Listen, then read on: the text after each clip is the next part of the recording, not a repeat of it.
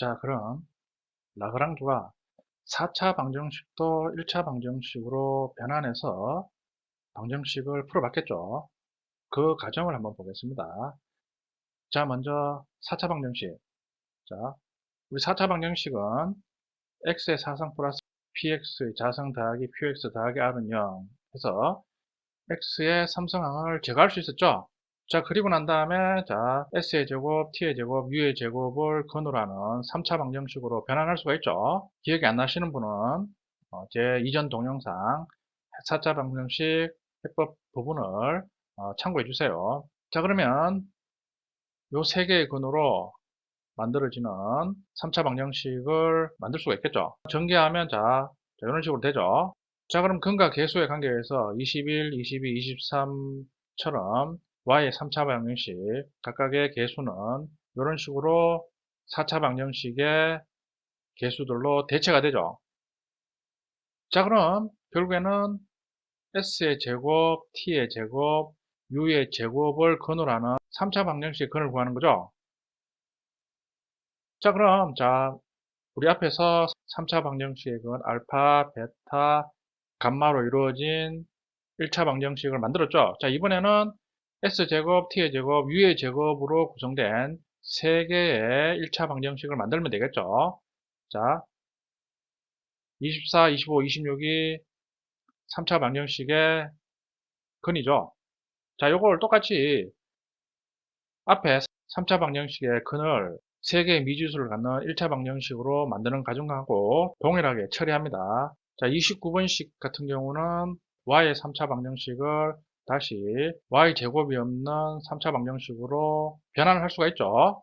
자, 그러니까 29번식도 얻을 수가 있는 거죠.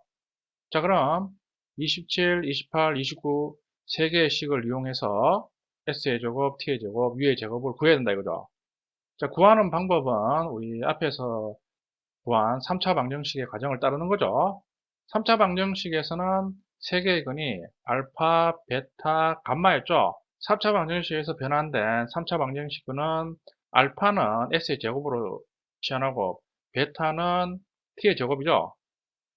감마는 u의 제곱으로 이제 생각해서 이제 똑같은 과정으로 구하면 되죠. 자, 그러면 자, t의 제곱부터 먼저 구할 수가 있습니다. 자, 이런 식으로 t의 제곱이 4층 연산과 f와 e로 구성되어 있죠.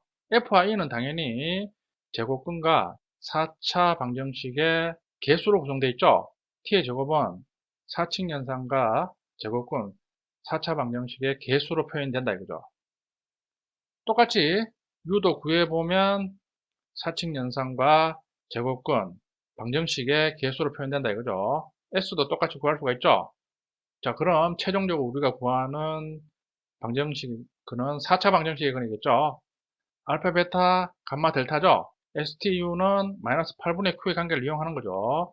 STU가 양수가 되는 경우, 이런 네 가지 경우가 있죠. 자, 그러면 알파, 베타, 감마, 델타는 자, 32번에서 35번씩이 된다 이거죠. 자, 그럼 우리가 앞에서 STU의 제곱에 대한 근을 구했으니까 STU는 그것들의 제곱근이겠죠. 그러면 우리가 앞에서 구한 것처럼 자, 이런 식으로 알파, 베타, 감마, 델타는 STU로 표현된다 이거죠. 그렇다는 건 알파, 베타, 감마, 델타는 다시 STU로 다시 대체가 되므로 방정식의 개수와 근호와 숫자들의 4층 연산으로 표현할 수 있다는 얘기죠. 자, 이상으로 라그랑주가 남들과는 다른 관점으로 4차 방정식의 해법을 찾는 과정을 한번 살펴봤습니다. 어떻게 보면 라그랑주의 방정식 해법은 기존의 근의 공식으로 구하는 것보다 더 복잡하죠.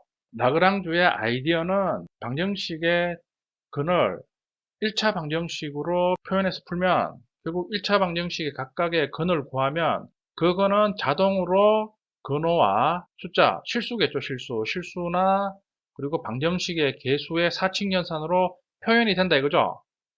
그러면 당연히 생각한 게 5차 방정식에서도 5차 방정식이 그 5개니까 5개의 1차 방정식을 찾아서 1차 방정식을 연립해서 풀면 자동으로 근을 구할 수가 있겠죠. 그 근이 아무리 복잡하더라도. 그러면 5차 방정식에도 근이 있다는 걸 알 수 있겠죠. 자, 그런데 이제 라그랑주도 당연히 오차 방정식에 대해서도 자신이 생각한 방법으로 해법을 찾으려고 했겠죠. 그러나 이제 오차 방정식 같은 경우는 너무 이제 경우의 수가 많아지니까 이제 너무 복잡해진다 이거죠. 우리가 페라리가 이제 그 라그랑주는 거기에 매달리기보다는 다른 더 생산적인 일을 하는 게 좋다고 생각해서 이제 그 일을 그만두게 됐죠. 근데 라그랑주는 예상하기를 오차 방정식도 시간이 많이 걸릴 뿐이지 근의 공식은 있을 것이라고 예측을 했습니다. 다음은 이제 책에 있는 내용입니다. 보면 자, 오차 방정식 같은 경우에도 x의 5승 마이너스 x의 4승 x 마이너스 1은 0 같은 경우에는 자, x에 1을 대입하면 1 마이너스 1 더하기 1 마이너스 1이니까 0이죠. 그러니까 1은 이 방정식의 근이다 이죠. 그러면 x 마이너스 1 x의 4승 더하기 1은 0으로 인수분해가 되겠죠. 그 책에는 좀 오타가 있습니다. 자, 그러면 이런 오차 방정식은 근이 존재하죠. 반면에 x의 5승 마이너스 6x 더하기 3은 0 같은 경우는 우리가 인수분해를 할 수 없죠. 자, 그러니까 이런 방정식에는 근의 공식이 있는지 없는지 모른다 이거죠. 자, 그러나 우리가 오차 방정식의 정확한 근은 몰라도 우리가 실무에서 어떤 오차 방정식의 근을 이용하고자 하는 경우에는 근사적으로는 근을 구할 수 있습니다. 자, 그러나 근사적으로 근을 구하는 거하고 실제 정확한 방정식의 근을 구한다는 것은 또 다른 얘기죠. 따라서 라그랑주가 생각한 방법은 3차, 4차 방정식은 근의 공식이 있기 때문에 1차 방정식으로 변환해서 풀 수 있었다. 그러나 5차 방정식도 미리 근의 공식이 있어야 한다. 아니면 적어도 근들 사이에 일정한 규칙이 있어야 한다. 그렇죠?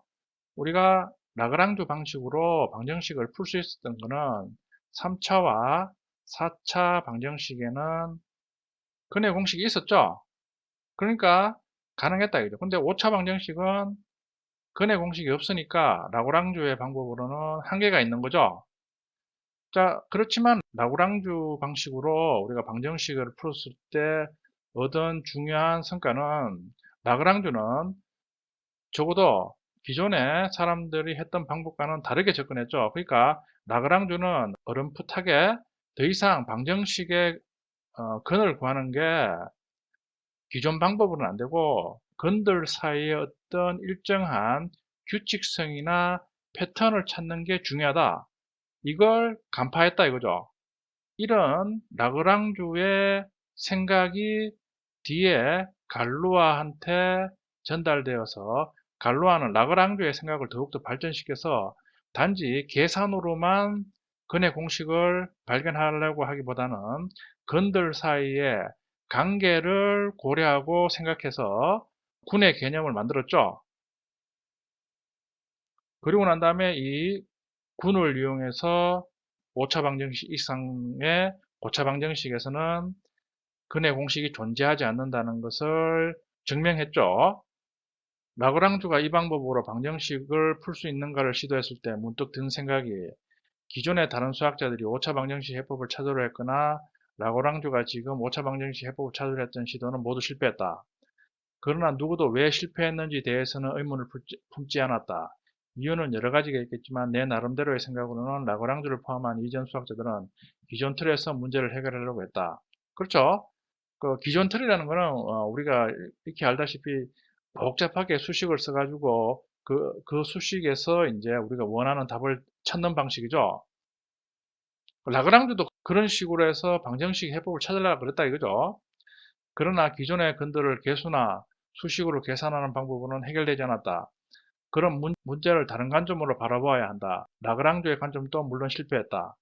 그러나 문제를 해결하려면 이전과는 다른 관점이 필요하다는 중요한 성과를 얻었다. 라그랑주의 이런 성과를 이용해서 누군가는 오차 방정식 해법을 찾을 수 있을 것이다. 갈루아는 기존에 계산해서 해법을 발견하는 방법보다는 라그랑주가 언급한 건들 사이의 관계를 깊게 탐구해서 결국에는 오차 방정식의 해법을 정복하게 된 거죠. 자, 그걸 다음 장에서 우리가 살펴보겠습니다.